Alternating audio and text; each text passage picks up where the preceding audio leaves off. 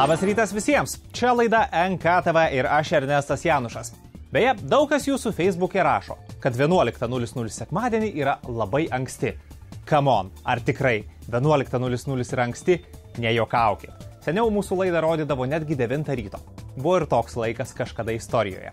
Gerai, grįžkime prie šios dienos laidos ir pažiūrėkite anonsą apie tai, ką pamatysite šiandien. 4G, kuris tikrasis, o kuris apsišaukėlis. Panaršysime tinkle daug gerų svetainių. Tarp jų puslapis atpažįstantis dainą iš niūniavimo. Ra, ra, ra, ra, ra, ra, ra. Ir parodysiu, kaip galima sukurti filmą, kuriame vaidina jūsų bičiulis. Na ir žaidimas Medal of Honor. Šaudyklė pagaliau išaugo iš Antrojo pasaulinio karo.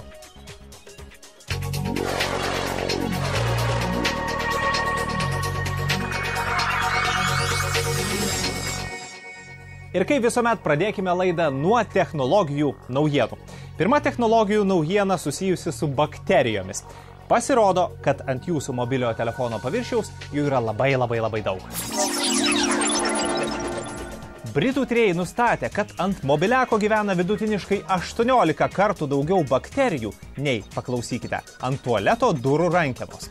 Be to, mokslininkai primena, kad jei tualetai dezinfekuojami, tai telefoną nebent patriname megztinio kampu. Taip pat nustatyta, kad trečdalis ant telefono gyvenančių bakterijų be vargo pasiekia nosį ar burną. Tada jeigu tai gripas, jums nepasisekė. Kita vertus, pasigauti gripą tokiu metų laiku galima ir šimtų kitų gerokai tikroviškesnių būdų. Bendrovė Apple užpatentavo technologiją, kuri leidžia tėvams stebėti savo atžalų siunčiamas SMS žinutes. Technologija veiks kaip foniniu režimu telefone dirbanti programa, kuri be kita ko mokės ir stebėti, ar žinutėse neminimi negeri žodžiai. Jeigu programa aptiks negerą žodį, priklausomai nuo nustatymų, žinutės bus blokuojamos ir siunčiamos be blogųjų žodžių. Taip pat parodomas įspėjimas arba žinutės persiunčiamos tėvams. Patente numatyta, kad bus galima pasirinkti ir filtravimo griežtumą. Jis priklausys nuo telefono naudotojo amžiaus. Viena vertus, grėsmingai atidi priežiūra, kita vertus, kuriems teks gerokai pasistengti, kad programa mokėtų pačiupti visas negerų žodžių formas bei santrumpas, ypač jei keikiamasi ne anglų kalba. Tikriesiems obuolio mylėtojams ši naujiena jau sena, atsiprašau už tai, bet visiems kitiems pasakysiu, kad iPhone 4 po ilgų klajonių pagaliau pasiekė ir mūsų šaliai. Kaip ir ankstesnį modelį, jį siūlo Omnitel, o prie telefono pridedami mokėjimo planai, kurių kaina prasideda nuo 99 litų per mėnesį su 2 metų sutartimi. Ar verta pirkti? Na, troškimo klausimas. Viena vertus tai ploniausias, dailiausias ir techniškai pažangiausias iPhone'as. Kita vertus, kaina po visko gaunasi nekukli. Jei telefono reikia, o galite be Apple ženkliuko kentėti, siūlome peržvelgti modelius su Android operacinė sistema. Jie techniškai neprastesni, o kainos malonesnės. O dabar tradicinė NKTV mini rubrika – svetimų pinigų skaičiavimas. Šį kartą paskaičiuokime Google'o pinigus. Taigi, Google'as per ketvirtį uždirbo net 2,17 milijardo dolerių grynojo pelno. Tai 32% daugiau nei prieš metus. Analitikų teigimu sėkmę lėmė augančios pajamos iš interneto reklamos bei Android operacinės sistemos mobiliakams. Google duomenimis naršytojai vis dažniau spaudžia greta paieškos rezultatų rodomą reklamą. Tokių paspaudimų per ketvirtį padaugėjo 16%. Grįžkime trumpam prie naujojo iPhone'o. Manote, kad iPhone 4 kaina Omnitelyje kiek didoka? Pagalvokite dar kartą, kadangi yra iPhone'o versija, kuri kainuoja 19 milijonų litų. Būtent tiek vertas dizainerio Stuarto Hugh patobulintas Apple mobilusis. Tiesa, mokėti, sakykim, yra už ką. Korpusą puošia net 500 deimantų. Navigacijos mygtukas pakeistas platininiu apskritimu, kurio centre daugiau nei 7 karatų rausvasis deimantas. Priderinta ir prabangi dėžutė, tad belieka surasti pirkėją. Mūsų sesės ir broliai lietuviai ir toliau aktyviai naudojasi Facebook'u. Dabar jau jų skaičius perkopė per 700 000 ribą. Taip skelbia svetainė checkfacebook.com. Beveik 73% veidaknygę naudojančių lietuvių yra 18-34 metų amžiaus. Kiek daugiau nei pusė jų dailiosios lyties. Kaimyninėje Latvijoje ir Estijoje kartu sudėjus Facebooką naudojo kiek mažiau nei 500 000 žmonių, o tipinis jų portretas toks pat kaip ir Lietuvoje.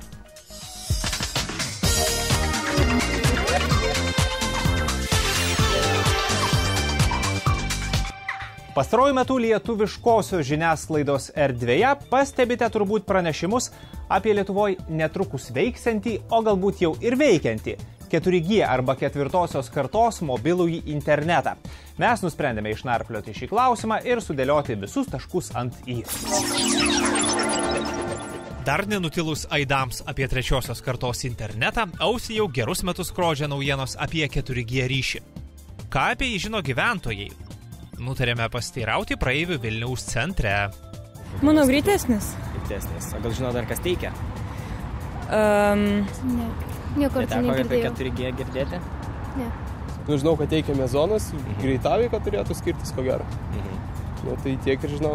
Mes ne kompiuteriniai genijai. 4 kas? 4G, 4th generation.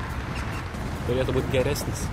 Ar teko tokį Girdėjau, kad girdėti? čia kažkoks naujas internetas moderniškas. Kaip manot, kuo skiriasi nuo kitų, nuo ankstesnių? Nežinau.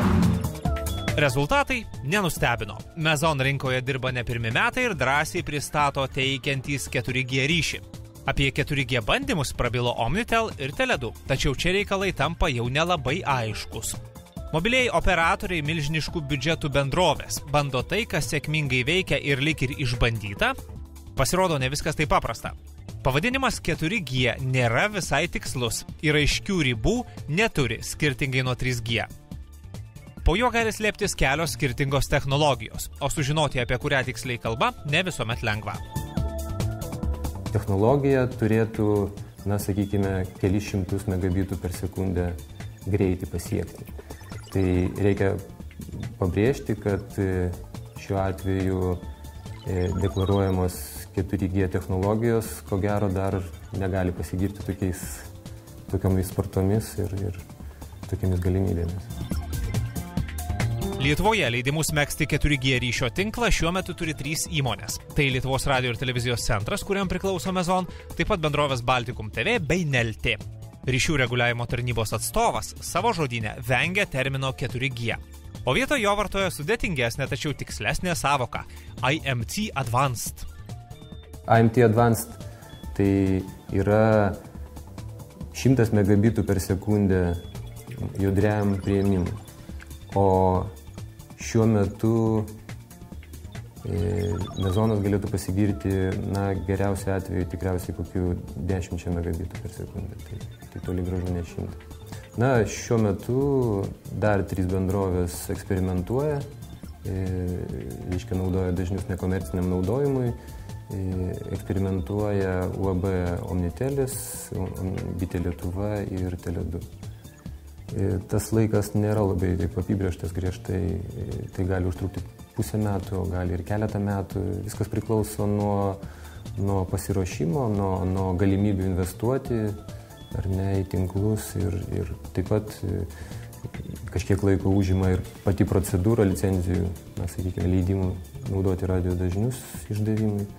Tai, sakykime, kol visa tai vyksta, rinkos dalyviai gali kažkokius atlikti eksperimentus, pasibandyti ir matyti kažkokias vystymosi perspektyvas realiau įvertinti. Lietuvoje veikiantys mobiliojo ryšio operatoriai sutartinai teigia, kad naujosios kartos mobiliojo interneto bandymai vyksta arba prasidės netrukus. Tačiau kada naujosios kartos internetas taps prieinamas visiems, dar gūžčiojama pečiais. Juk turi būti paklausa, sako operatoriai. Andrius Baranauskas, Tele2 viešųjų ryšių vadovas, mums pasakojo, kad pasaulio bendrovės kartą jau pasimokė. Štai 3G diegimas pasaulio kompanijoms kainavo $milijardus, o kada ši investicija grįš, dar nežinia. Lietuvoje taip pat negalime pasigirti gausių būrių gyventojų, nuolat naudojančių 3-osios kartos ryšį telefonuose arba kompiuteriuose. Vodafone mobilų internetą siūlanti Bitė Lietuva sako, kad šiuo metu dar nėra išspręstas 4G ryšio licenzijų klausimas. Anot bitės, rinkoje dar turės rasti šį ryšį palaikančių įrenginių. Omnitel su 4G eksperimentuoja Lietuvoje nuo gegužės. Technologijos nestovi vietoje, viena technologija, reiškia, užkloja kitą, aplenkia, jos tarpusavį konkuruoja ir tos pačios technologijos, kurios yra ir dabar diegiamos, jos taip pat modifikuojasi, ar ne, ir tinklai, kurie yra diegiami šiuo metu, jie labai lengvai modernizuojami, tai yra tinklas yra atviras pakankamai lengvai modernizacijai ir, na, prognozės yra įvairios, bet, sakykime, metų ar 2 eigoje galime tikėtis tikrai ateinant naujai bangai, reiškia, technologijų, kurios jau atitiks standartus nustatytus, kriterijus nustatytus tarptautiniu mastu naujai kartai. Taigi pasirodo, kad vien skambiais šūkiais pasikliauti neverta. O 4G yra nekas kitko, kaip dėja kol kas beprasmė etiketė. Jeigu norite sužinoti, kas po jo slepiasi, turite nemažai gilintis ir žinoti. Ar verta? Kažin. Kol rinkoje atsiras tikras poreikis 4. kartos mobiliajam ryšiui ir juo grįstoms paslaugoms, veikiausiai jau bus aišku, kuri jį teikianti technologija pasiteisino komerciškai. Ja ir galėsime išdidžiai vadinti 4G.